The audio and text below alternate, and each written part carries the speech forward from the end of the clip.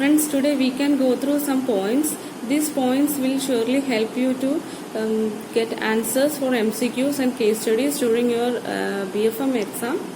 So, we can start. A license to deal in foreign exchange is authorized by RBI. In India, exchange rates are decided by whom? Market force. If Nostro account of bank is credited before payment to the tender of foreign exchange, we use TT buying rate. So here no documentation is required. Whereas Nostro account if credited after payment to the tender of foreign exchange, bill buying rate applies. Crystallization of overdue export bill at TT selling rate. Next is Article 31 of UCP 600 is very important for case study. Presentation of documents consisting of more than one set of transport documents covering shipment of goods on the same means of transport and has same journey will not be considered as partial shipments even if they indicate different shipment dates. So if someone ships goods of a single LC in as two consignments in the same ship, it will be considered as a single shipment, not partial shipment. That is what Article 31 refers to. Next point, Article 14 of UCP 600. Documents should be dated prior to the date of LC but should not be dated after the date of presentation. This is very important for a case study point of view. The document should be dated prior to the date of LC but should not be dated after the date of presentation. Article 16D of UCP is another on case study point of view. Is notice of refusal and discrepancy must be given latest by the closing hours of 5th working day from the date of presentation. Here from working days, holy days are excluded.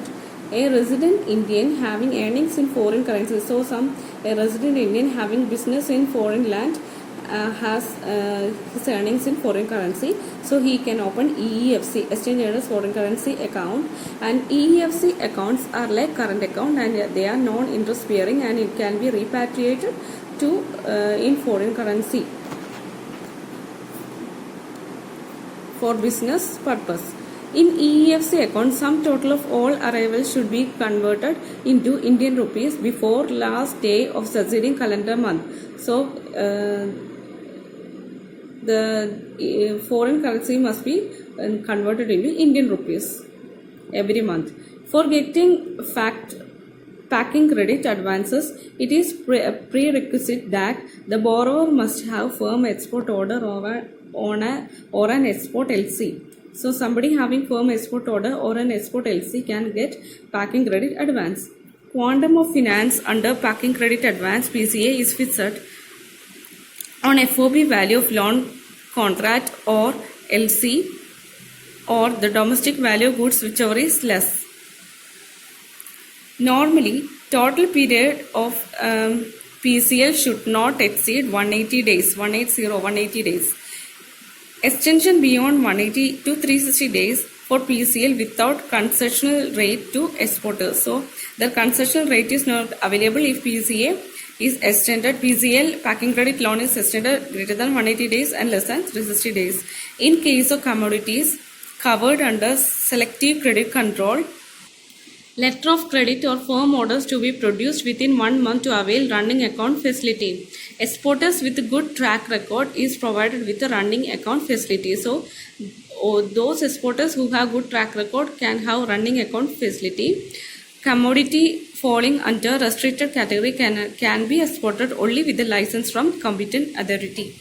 Negative category commodities cannot be exported. It's very important. If someone exports negative category, it will not be allowed in India. An exporter should have IEC code and each shipment should accompany EDA for software form. You all know IEC code is given by DGFT and these shipments should accompany with EDA for commodity and software form for software export. Shipping documents to be submitted to AD within 21 days from the date of shipment by the exporter. If there is a genuine reason for submitting documents after 21 days from the date of shipment, AD has the power to condone the delay. So AD can allow some more time. NTP or normal transit period allowed is 25 days for all foreign currency export bills. NTP allowed is only 25 days.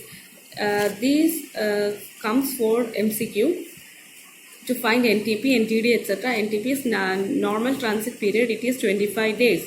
Notional due date, it is 25 days for demand bills, and usance period plus 25 days NTP for usance bills. So demand side bill has 25 days of NDD, that is NTP itself, whereas for usance bills this NDD equal to NTP plus usance period.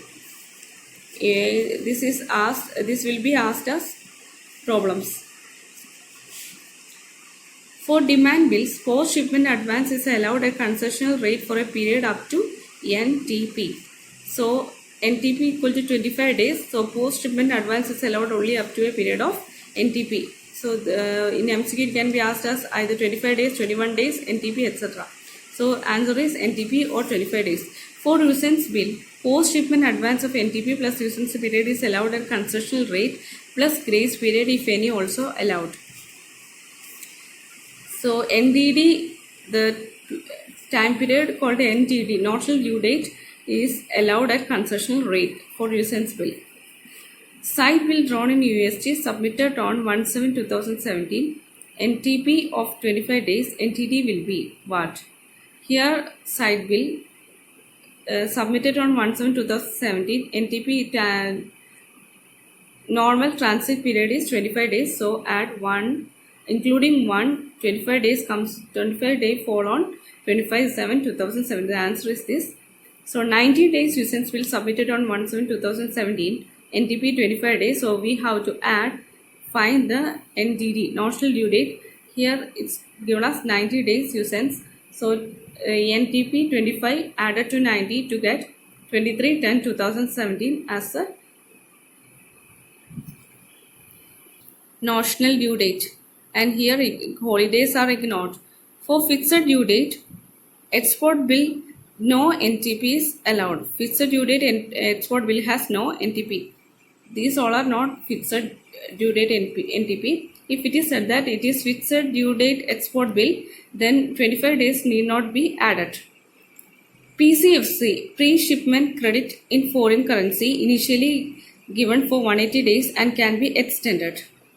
So PCFC is given for 180 days and can be extended. In factoring, a factor, which is a financial institution, purchases a client's seller or exporter's book debts. A factor would finance generally 75% of invoice value, whereas forfeiting could be done for 100% of invoice value. Please make this clear. Factor generally gives only 75% invoice value. So the commodities 100, if it is of rupees 100, factor will give only 75. Whereas for this forfeiting, the total 100 rupees will be given, that is 100% invoice values will be given. Advance payment against import is allowed up to USD 2 lakh if advance remittance exceeds USD 5 lakh and irrevocable LC or a guarantee of a bank in India is required and should be referred to RBI for approval. Physical import to be made to India within 6 months, 3 years in case of capital goods. So 6 months is for non-capital, whereas 3 years in case of capital goods. Supplies credit is extended to overseas supplier to the extended by overseas supplier to the importer or by. So friends, that is all for today and will be continued. So friends, please subscribe and share this to maximum friends and colleagues also. Thank you.